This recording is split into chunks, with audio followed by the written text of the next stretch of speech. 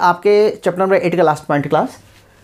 देखो बहुत बेसिक में मैंने आपको पहले से डिस्क्राइब करने के लिए लिख रखा हूँ क्लास। अगर हमारे पास दो इनपुट है, हमारे पास कहा कि हमने कहा एक ही एक्स को, एक्स एक आउटपुट है, लेबर है, और एक्स यानी कि लेबर को ही यूज़ करके एक फर्म जो है लेबर को यूज़ करके एक्स वाई टू गुड्स का प्रोडक्शन करती है, एक्स और वाई का दोनों का प्रोडक्शन करती है। तो सबसे बड़ा कंडीशन यहाँ पर है कि ऑप्टिमाइजेशन पॉइंट क्या होगा, फर्म कितना एक्स को प्रोड्यूस करेगी, कितने गुड्स वाई का प्रोडक्शन करेगी, और यानी कि कितना लेबर को हायर करके एक्स वाई के प्रोड्यूस करेगी। तो यहाँ भी एक क्रिटिकल सिचुएशन है एक फर्म के सामने। तो इसके लिए हमें सेम कंडीशन अडॉप्ट करना पड़ेगा, प्रॉफिट मैक्सिमाइजेशन कंडीशंस, और first derivative and second derivative ही निकालना पड़ेगा क्लास। बेसिकली इसमें एक प्रोडक्शन की जगह पे, ठीक है, एक इनपुट की आउटपुट की जगह पे दो आउटपुट लेना है, टू गुड्स का लेना है क्लास। तो इनपुट ऑन एक्स और आउटपुट है y1 y1, तो आपका प्रोडक्शन फंक्शन बनेगा y1 y2 equal function of x बनेगा। ये आपका प्रोडक्शन फंक्शन बना क्लास, ठीक है। अब इस प्रोडक्शन फंक्शन को हमने इनवर्स प्रोडक्शन फंक्शन में डिवाइड किया, तो यानी कि x के रिस्पेक्ट में f1 minus f1 y1 y2 two goods ले लिए, इनवर्स प्रोडक्शन फंक्शन हो गया। अब प्रॉफिट मैक्सिमाइजेशन वैसे ही करते हैं जैसे किया था class. Profit maximisation equal to होता है कि आपको प्राइस गिवन है तो रेवेन्यू कैसे निकालना, तो ये दोनों क्या हो गया, टोटल रेवेन्यू हो गया। कैसे, price goods of one and production of goods of one, and price of goods two and production of goods two. यानी कि suppose that X y1 y2 two goods है और दोनों के प्राइस गिवन है, तो दोनों को अगर मल्टीप्लाई करेंगे तो total revenue 1 plus total revenue 2, यानी कि वाई के गुड्स के प्रोडक्शन से और एक y1 के गुड्स के प्रोडक्शन से y1 y2 के दोनों के प्रोडक्शन से टोटल रेवेन्यू आ गया TR1 TR2। लेकिन इसको मल्टीप्लाई करेंगे तो टोटल रेवेन्यू निकलेगा, ठीक है। तो टोटल रेवेन्यू हो गया, माइनस क्या है, कॉस्ट क्या है। तो क्लास ये एक बेज रेट है, ठीक है, और इसकी जगह पर हम क्या लिख सकते हैं, एक्स लिख सकते हैं, ठीक है। तो यानी कि चाहिए लिखें क्लास, इनवर्स फंक्शन बना दिया।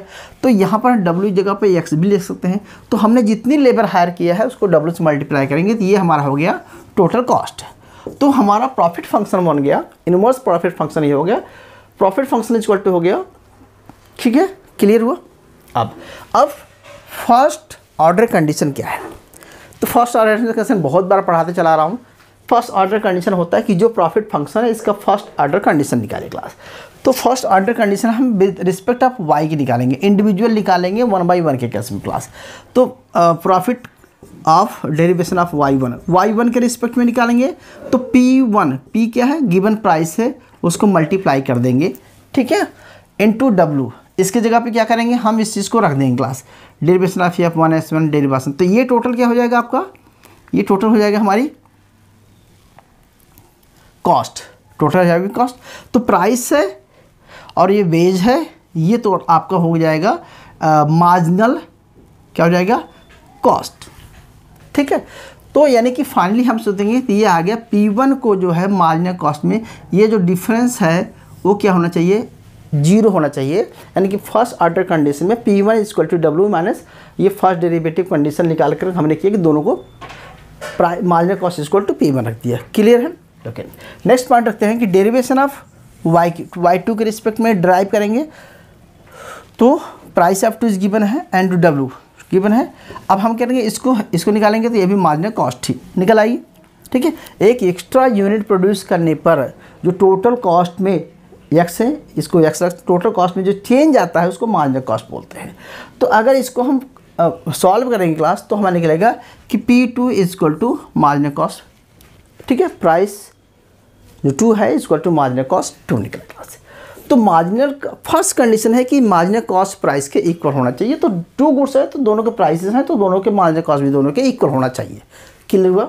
ओके, और नॉन प्रॉफिट कंडीशन ये है कि अगर कोई भी 0 प्रोडक्शन करते हैं तो कितना, अगर प्रोडक्शन क्वांटिटी 0 करते हैं तो कितना लॉस हो रहा है, यानी कि टोटल कॉस्ट में से जो फिक्स कॉस्ट है वो भी रिकवर नहीं पा रही, टोटल फिक्स कॉस्ट भी रिकवर नहीं हो पा रही है।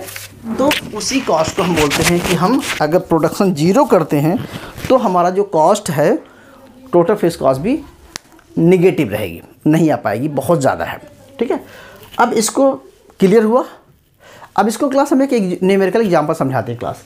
प्राइस P1 गिवन 10 है, P2 गिवन 20 है, वेज रेट 50 गिवन है, 50 रुपये पर लेबर दिया गया है, 50 रुपीज़। y1 का फंक्शन है 2x, y2 equal to 3x। मतलब है कि x की 3 क्वांटिटी के लिए 1 लेबर चाहिए और y की 2 क्वांटिटी प्रोड्यूस करने के लिए हमें 2 लेबर चाहिए। तो y1 के लिए 2 लेबर चाहिए, y3 के लिए हमें y2 के लिए हमें 3 लेबर चाहिए। तो ये हमारा प्रोडक्शन फंक्शन है। अब इस प्रोडक्शन फंक्शन को हमने क्या किया, इन्वर्स प्रोडक्शन फंक्शन बना दिया। ये क्या हो गया क्लास, आपका इन्वर्स फंक्शन हो गया। तो x से रिस्पेक्ट में रखेंगे तो y1 y2 equal to y1 y2 हो जाएगा, दोनों के केस में रखेंगे। तो यानी कि x जो है y1 y2 other y2 y3 कोई भी आप इन्वर्स फंक्शन बन जाएगा। क्लियर है? कैसे बनेगा आप समझ सकते हैं, इसको जो रखेंगे तो वही आएगा कि ठीक है, एक क्वांटिटी प्रोड्यूस करने के लिए 1/2। ठीक है, और इसको भी रखेंगे। ठीक है, समझिए, अब डिटेल नहीं आ रहा है क्लास, दोबारा से नहीं बता रहा हूँ क्लास। अब प्रॉफिट मैक्सिमाइजेशन कंडीशन क्या है, तो आपको प्रॉफिट मैक्सिमाइजेशन का फार्मूला पता हो गया है। आप इसको वैल्यू को यहाँ पर पुट कर दीजिए, तो 10y plus 20y minus 50x हो गया। ये आपका टोटल क्या बन गया, प्रॉफिट फंक्शन बन गया। ठीक है, अब प्रॉफिट फंक्शन में हो, अब क्या करेंगे, इस x की जगह पे हम इसको कोई भी वैल्यू पुट कर सकते हैं, y1 y2 और y2 कोई भी पुट कर दीजिए। ठीक है, ओके। अब फाइनली टोटल प्रॉफिट का जो फंक्शन बना ये माइनस कितना बना, -15 प्लस 20x² बन गया आपका। ठीक है, 50y। ठीक है, इसको सॉल्व करेंगे बेटा जी तो यही आएगा। ठीक है, 5y इसका आ गया। ठीक है, तो ये आपका एक टोटल प्रॉफिट फंक्शन बन गया, 15y1 प्लस 20y माइनस हो गया क्लास। अब इसको फर्स्ट डेरिवेटिव निकालेंगे, तो फर्स्ट डेरिवेटिव ड्रा करेंगे तो कितना निकलेगा, y1 के रिस्पेक्ट में तो क्या लिखेगा, -15 रहेगा, ये y2 है तो 0 हो जाएगा। और ऐसे अगर y2 के रिस्पेक्ट में निकालेंगे क्लास, y2 के रिस्पेक्ट में निकालेंगे तो क्या होगा, फिर ये 20 आएगा। तो इसी तरह से हम सिंगल इनपुट है, मल्टीपल आउटपुट है, बहुत सारे 2 गुड्स का है, तो हम कैसे मैक्सिमाइजेशन करते हैं क्लास। ठीक है, ये पार्ट क्लियर हुआ।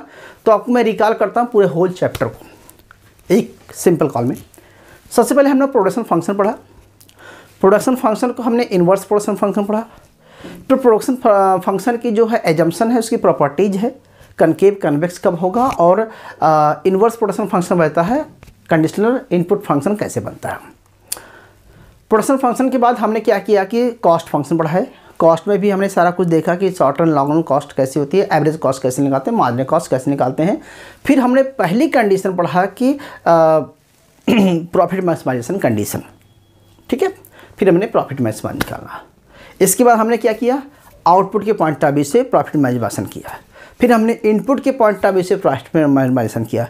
फिर हमने बेज रेट के पॉइंट ऑफ व्यू से जो है मतलब सिंगल बेज के बेज रेट के पॉइंट ऑफ व्यू से वैल्यू ऑफ मार्जिनल प्रोडक्टिविटी के बेज रेट के इक्वल रखा। और लास्ट में हमने अभी क्या किया कि एक ही फैक्टर है लेकिन हमने 2 आउटपुट मॉडल लिया, तो उसमें हमने भी प्रॉफिट मैक्सिमाइजेशन किया। तो ये कंप्लीट चैप्टर था, हो सकता है 2-2.5 घंटे हो गए पढ़ते हुए। तो इसको आप अच्छे से लर्न कर लीजिए। नेक्स्ट चैप्टर हम कराएंगे long run multiple production function, तो ये चैप्टर नंबर 9 रहेगा, उसको हम कल कराएंगे आपको। इतना आप कर लीजिए। ठीक है, मैं वीडियो को ऑफ करता हूँ।